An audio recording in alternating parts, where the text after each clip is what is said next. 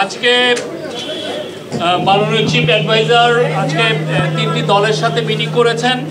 আপনারা জানেন তিনটি দল হচ্ছে বাংলাদেশ জাতীয়তাবাদী দল, ন্যাশনাল সিটিজেন্স পার্টি এবং জামাতে ইসলামী বাংলাদেশ।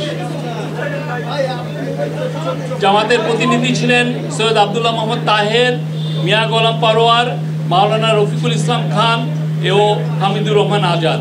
এনসিপির প্রতিনিধি দলে ছিলেন আরিফুল ইসলাম আদিব, ডাক্তার তাসলিম জারা, হাসনাত আবদুল্লাহ, আব্দুল হান্নান মাসুদ।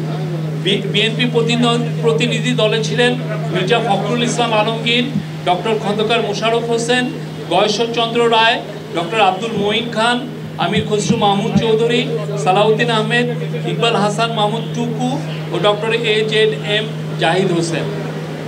আপনারা প্রত্যেকটা পার্টি আপনাদের সাথে প্রেস কনফারেন্স করেছে এবং তারা জানিয়েছে তারা কি কি বিষয়ে আলাপ করেছে। আমি শুধু আমাদের চিফ অ্যাডভাইজার তার মিটিংয়ে কি বলেছেন সেটার উপরে আমি একটু হাইলাইট করছি।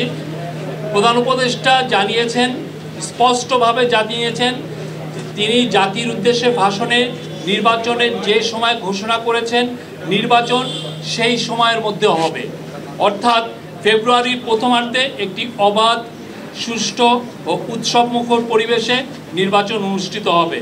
সকল রাজনৈতিক দলকে প্রধান উপদেষ্টা নির্বাচন নিয়ে আবারও তার প্রতিশ্রুতি জানিয়েছেন। তিনি বলেছেন নির্বাচন ছাড়া কোনো বিকল্প নাই, কেউ যদি নির্বাচনের কোনো বিকল্প নিয়ে ভাবে সেটা হবে এই জাতির জন্য গভীর বিপজ্জনক। আজকে মিটিংগুলোর মাঝামাঝি সময়ই চিফ অ্যাডভাইজারের সাথে vice president of national consensus commission আর ডক্টর আলী রিয়াজ এবং প্রধান উপদেষ্টার বিশেষ সহকারী মুনির হায়দার দেখা করেছেন। প্রফেসর আলী রিয়াজ জুলাই সনদ চূড়ান্ত করার বিষয়ে কি কি অগ্রগতি হচ্ছে সে বিষয়ে প্রধান উপদেষ্টাকে অবহিত করেছেন। এর পাশাপাশি রাজনৈতিক দলগুলো জুলাই সনদ বাস্তবায়নের বিষয়ে কি মতামত দিয়েছেন সেটা নিয়েও আলোচনা হয়েছে।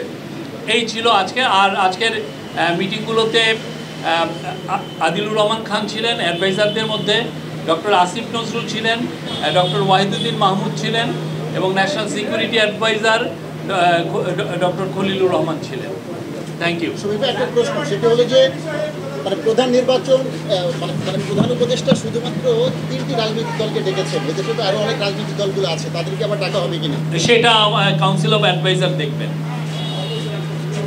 জাতীয় পার্টি আর একটা বিষয়, জাতীয় পার্টি নিয়ে কোনো আলোচনা হয়েছে? মিটিংয়ে দুর্গাপূজার বিষয় এসছে। আপনারা জানেন সেপ্টেম্বরের শেষ সপ্তাহে দুর্গাপূজা শুরু হবে। দুর্গাপূজা ঘিরে যেন দেশে কোনো ধরনের ষড়যন্ত্র কেউ যেন অস্থিতিশীল পরিস্থিতি সৃষ্টি করতে না পারে সে বিষয়ে সকল রাজনৈতিক দলকে সজাগ থাকার এবং সকলের সহযোগিতা চেয়েছেন প্রফেসর মোহাম্মদ ইউনূস।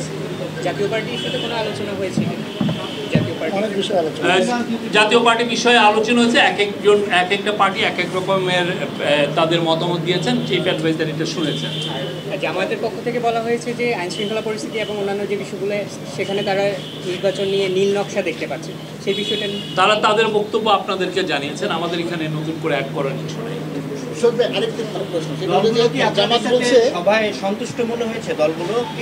খুবই সৌহার্দ্যপূর্ণ পরিবেশে খুবই আন্তরিক মিটিং হয়েছে। আমি বলবো যে আপনারা জানেন গত 13 মাস এই গভর্নমেন্ট যে দায়িত্ব গ্রহণ করার পরে আমরা চলমান একটা ডায়ালগ আছে, প্রত্যেকটা পার্টির সাথেই আমাদের খুবই ভালো আলোচনা হচ্ছে এবং আজকের যে তিনটা পার্টির সাথে যে আলোচনা হলো খুবই বলবো যে সৌহার্দ্যপূর্ণ ফ্রেন্ডলি পরিবেশে হয়েছে এবং অনেকক্ষণ ধরে আলোচনা হয়েছে। জামাতের পক্ষ থেকে বলা হয়েছে যে দেশের বর্তমানে যে আইনশৃঙ্খলা পরিস্থিতি এটি প্রধান উপদেষ্টা কিংবা বর্তমান সরকার সামাল দিতে পারছে না। জাতীয় নির্বাচন একটি বড় বিষয়, সেই বিষয়টা সামাল দেওয়ার সক্ষমতা এই সরকারের আছে কিনা, এই বিষয়ে আপনার কি বলবেন? এই বিষয়ে আমরা তো কাজ করছি এবং আমরা প্রধান উপদেষ্টা বলেছেন যে খুবই নির্বাচন সুষ্ঠু, ফেয়ার, পিসফুল এবং ফেস্টিভ হবে, উৎসব মুখর পরিবেশও হবে এবং উনি বারবার তো এর আগে বারবার বলেছেন এটা বাংলাদেশের ইতিহাসে one of the best election হবে। পিআর পদ্ধতি নিয়ে কনসেনসাস কমিশনের সাথে আমাদের পলিটিক্যাল পার্টিগুলোর কথা হচ্ছে, এটা কনসেনসাস কমিশন আপনাদেরকে বলতে হবে।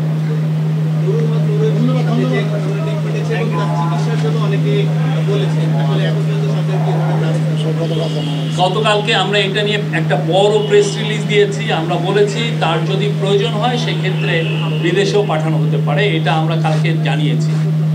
উনি ঢাকা মেডিকেল কলেজ হসপিটালে চিকিৎসাধীন আছেন, সেখানে একটা স্পেশাল মেডিকেল বোর্ড গঠন করা হয়েছে, তারাই জানাবেন যে তার কি কি মেডিকেল অ্যাটেনশন দরকার।